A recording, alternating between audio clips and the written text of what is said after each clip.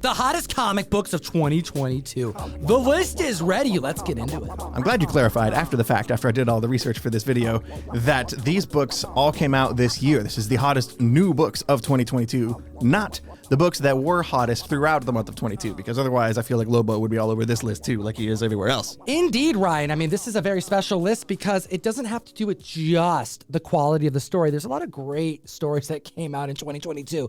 Now, this is about the heat that the comics caused in the collectible marketplace. The hottest of 2022. Hit the like, slap the subscribe. And Ryan, start them out at number 10. From the list of 10 found on Key Collector Comics. We did not pick these comics, we ordered them. But not like ordered them. I didn't get a lot of these books actually. Right. But you know, like, Definitely didn't get this one. but like ordered them as in We put them in the order. sequential order. Sure. Anyway, number 10 on the list here, Betty and Veronica, Friends Forever, Summer Surf Party number 1. That came out in July of this year. It's hitting $8 averages. So many different variants to this book. If you look up sold on any of these comics, you're going to see that there's a huge amount of interest in all the books on this list. But this one is kind of peculiar. It is a minor key. Yeah, sure. It's the first appearance of Stacy Banks. She's a new girl who shows up to Riverdale, and she's like a cyber tech whiz who invents this new app, this new word game that everybody in town is playing, and it kind of throws off Betty and Veronica's summer surf party, so they get angry. That's right, seeing $8 average sales. There's two 9.8s on the census.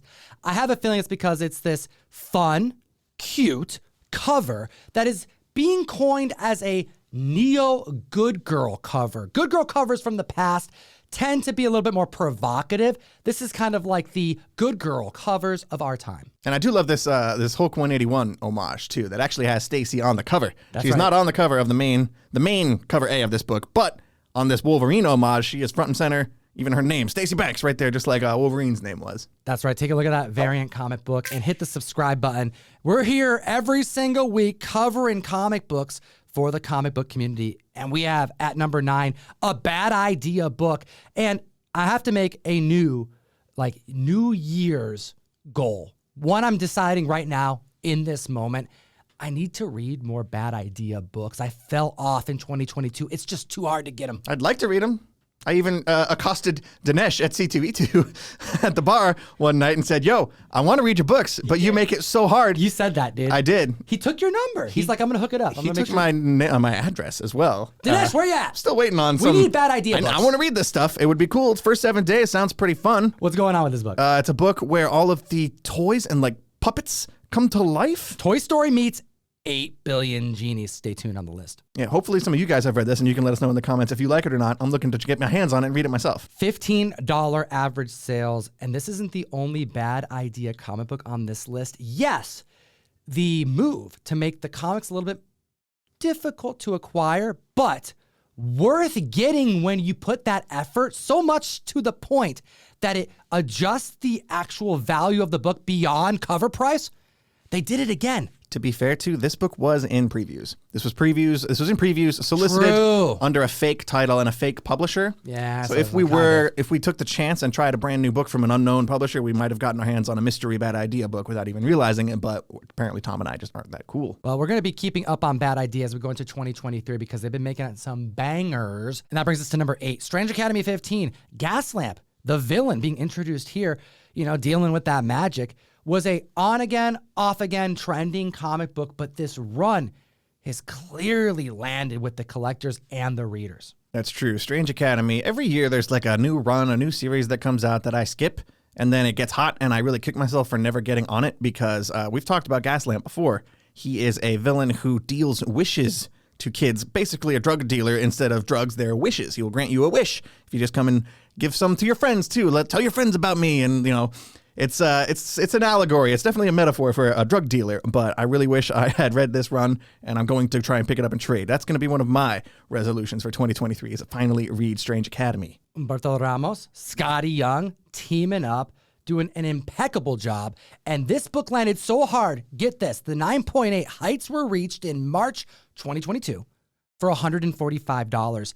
The recent sale in December puts it at $42. So yes, has the book dropped? Of course, there's a lot of risk in like cover A's of ongoing comic books. However, out the gate so strong because the run is impacting the community. That's true. And also, this is Gaslamp's first cover appearance. He had a cameo appearance in issue 13 and then a first full appearance inside issue 14. He wasn't on the cover until number 15. If you want to join the community and give me an excuse to send you comics every single month, we have these 2 keys behind me, Fantastic Four 49. We also have Fantastic Four Annual number 2, Doctor Doom's Origin, First Galactus. We got these books going out at random to a lucky member who supports us by giving me an excuse to send you comics every single month. Probably going to go to 2 separate members, though, right? Absolutely. Right. The January Mystery Mail calls an open enrollment. Everybody gets variants. Everyone gets back issues. Everyone gets an entire graphic novel digitally provided by Scout Comics in every single box. We have a Berserker #1 Raph Grassetti variant going out to every member, virgins at random. ComicTom101.com to join the community, or hit the description. Hit that link. And let's move on to the next book on the list, courtesy of Boom Studios at number 7. Grimm #1, causing a splash. Is this the next Something is Killing the Children? I gotta say, Ryan, I really disagree with you on this one. I like it, and I think it could get there. It definitely came out the gate being heralded as the new Something is Killing the Children, the new Erica Slaughter in the pages of Grimm from Boom Studios. I didn't put it on my pull list, and then when it came out and it was super hot, I made sure to grab a copy off the shelf at Mill Geek, and I gave it a read. Didn't do it for me. I don't like it. I love the art, the interior art, and the covers by Flaviano. We've got an image of it here we can show on screen. It's just really cool art. I love the art in here. Story, I feel like it's kind of overplayed and boring. I didn't love it. I loved a whole lot of other different Boom books that came out this year, like The Approach. Briar was fantastic. Briar was really cool. Damn Them All. Damn Them All. Read it. You have to read. I got to read Damn Them All still. Yeah, Boom had a pretty good year overall, too, especially when you throw Grimm into the mix. Absolutely. Seeing $8 average sales also coming out so strong right out the gate. Record high set for a 9.8 of this book, $159. Lows in December of $55. Kind of trending in the same direction. However, that issue 1 was glorious, man. It was a lot of fun. You at least had to admit they were doing something special on entry.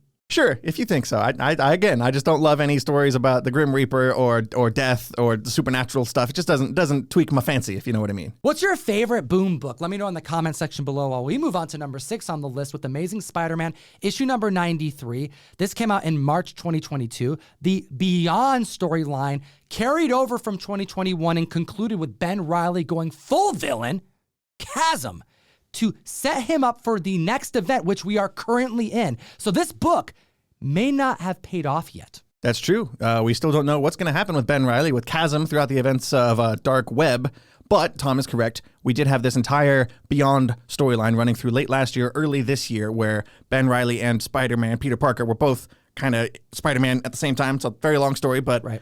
It's a quick story. This story was coming out like 3 times a month, the Beyond storyline, and now we are in a completely new run of Spider-Man, but Ben Reilly is sticking around, and he's turning out to be kind of one of the sleeper character hits of the year. Yo, really character of the year with his introduction in Across the Spider-Verse, which is going to be amazing, no pun intended, but then so much of the Marvel clone focus this year. They're pulling X-Men in, they're pulling Spidey in, and they're really making the 90s kids proud. That's true. It's a very, very 90s heavy event. I'm enjoying it so far, but again, it's not over, so we'll see what happens. Chasm could be he could be dead and gone by the end of this event, or he could live on and cause trouble later on down the road. We'll see. But when it debuted, the 9.8s hit record highs of $255. December price is $38.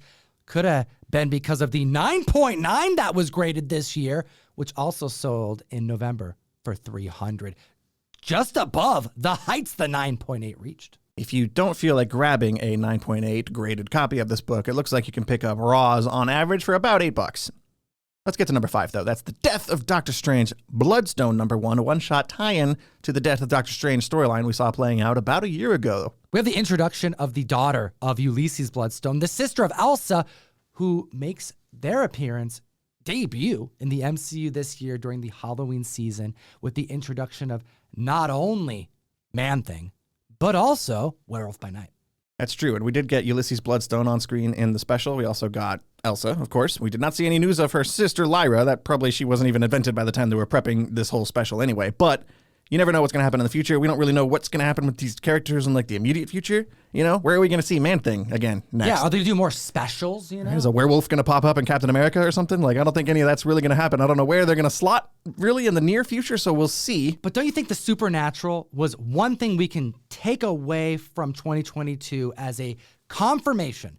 The comic fam and the general mainstream audience at large likes the Bronze Age horror. Yeah, I think Michael Giacchino, he's actually famous for doing all the music. He's a composer, but he directed the Werewolf by Night special. He killed it. I loved the vibe. The whole tone of this special was awesome, and it performed so well, and I really hope Marvel just takes that and runs with it and does more kind of off the beaten path stuff. Yeah, I want to see them just use Disney Plus as their sandbox. There's nothing that says they can't just do a 2-shot show, 2 1-hour-long things, 2 2-hour-long things. They can do anything they want.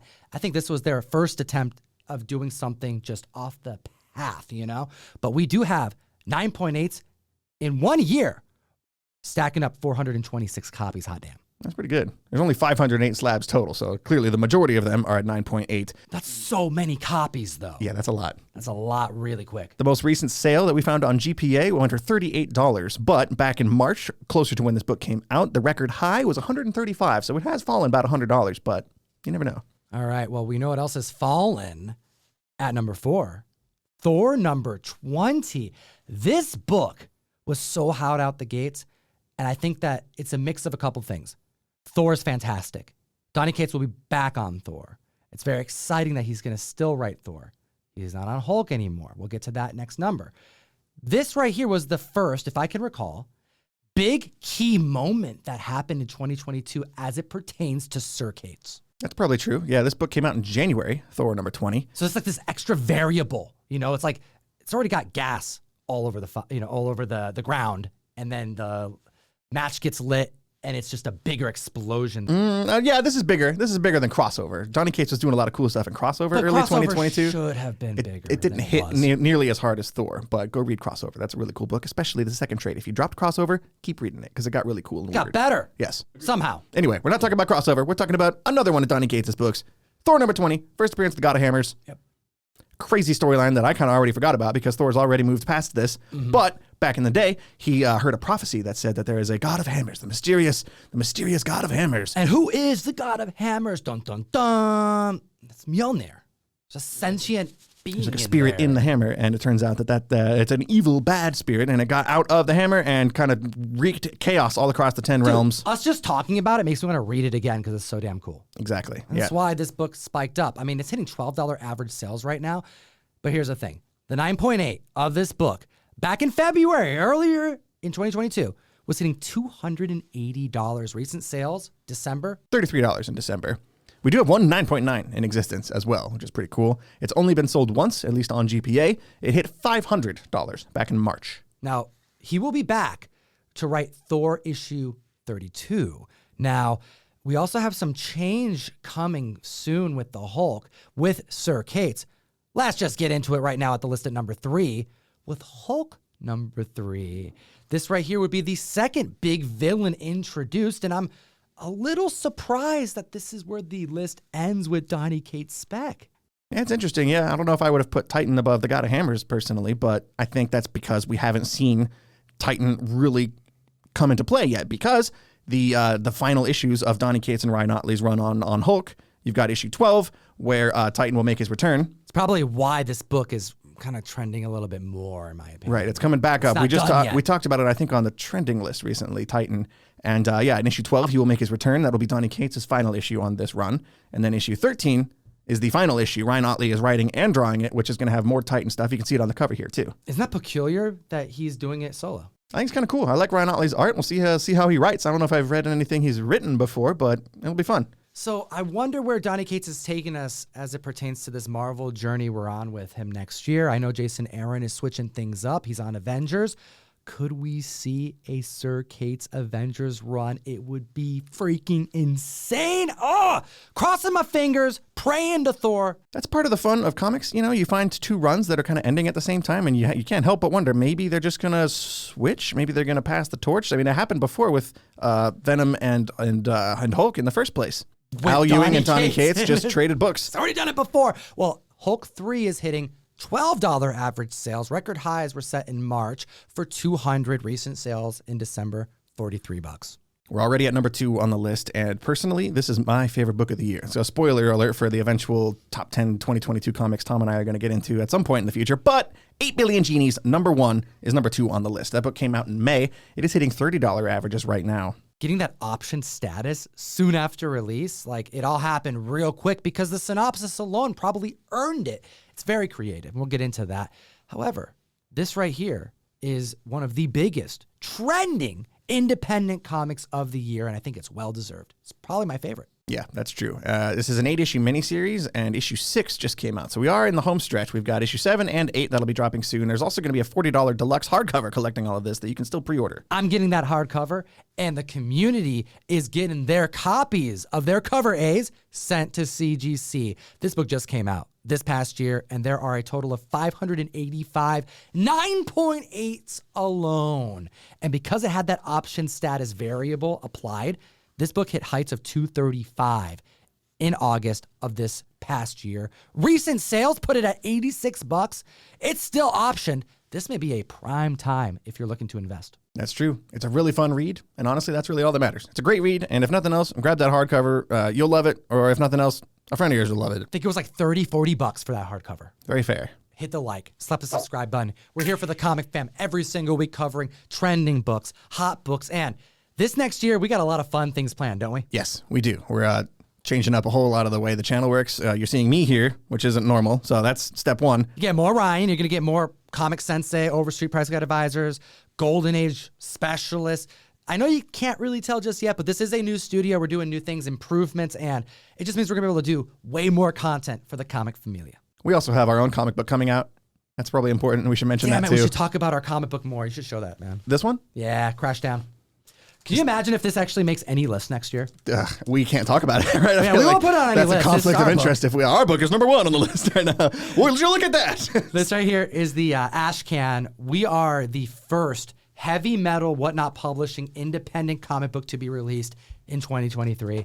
And yeah, we've been working our asses off for the last few months, writing something that we hope is not crap. Yeah.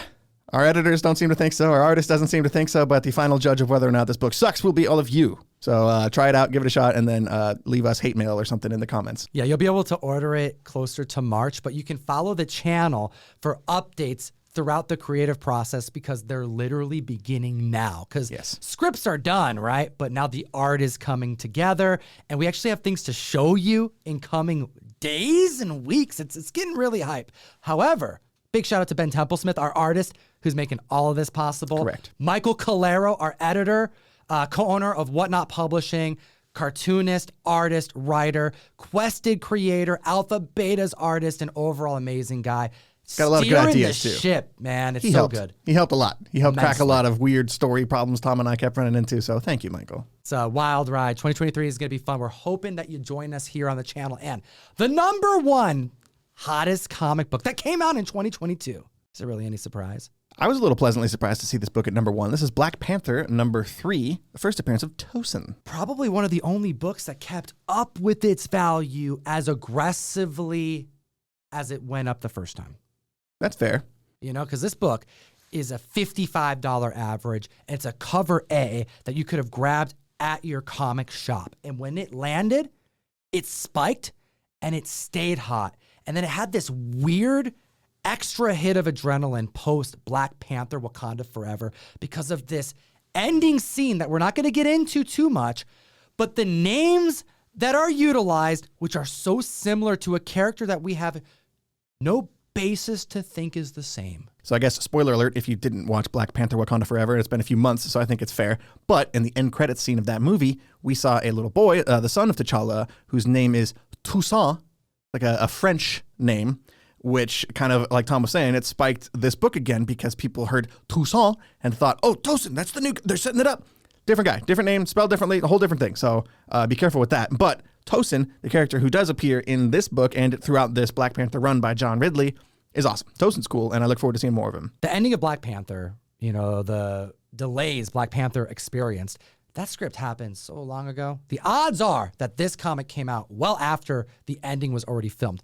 But I also understand the views of someone who is throwing that money down, who's speculating, because the names are so close that you're essentially saying that if they're not doing a connection here, that it's, coincidence at best, which almost seems too good to be true. Yeah, you're grasping. It's different. They're different characters. But hey, the community, regardless of this being a key or not, needs to read this comic book. It's damn good. That's true. It's been one of my favorite runs at Marvel, and I don't feel like anybody's actually talking about it. We get a lot of talk about number 3 being Tosin and stuff, but I start to feel like I'm the only one who's actually reading the entire run. We got like spy stuff happening. It's like a political thriller. Yeah, it's really cool. You don't really see T'Challa kind of like down and out so much as he is in this. Like the Avengers are pissed off at him. The Wakandan government is pissed off at him. They kind of oust him as the king, and now they're doing a democracy thing over there in Wakanda. So it's really kind of rough. Unfortunately, this run will be ending with issue 15. Issue 12 just came out a couple weeks ago, so it's almost out. It's almost done. The record high for this comic book was $350 earlier this year. It's trending around $150 now, and that's as of December. And when you look at the other books on this list, although that's a steep drop, it's above that $100 marker, which means there's multiple factors at play for sure. Right, and I think I know why too, because this is a Black Panther book. It's about T'Challa.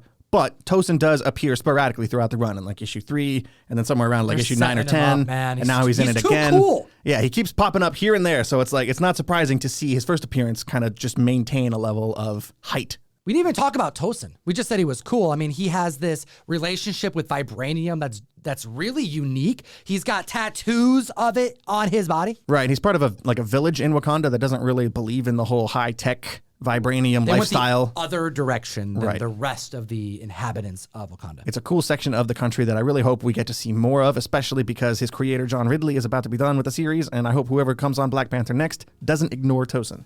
We want to know your thoughts in the comment section below. What do you think about this list? What do you think about 2022? The trending comics. What are you excited about in 2023? What's Sir Cates doing?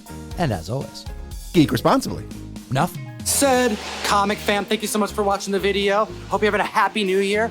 Join me every week, multiple times a week, with Fire Guy, with Heron Heavens, Russ Bright, Golden Age Guru, on the best new place to buy and sell collectibles. It's called Whatnot. We do dollar start auctions that last as little as 15 seconds long.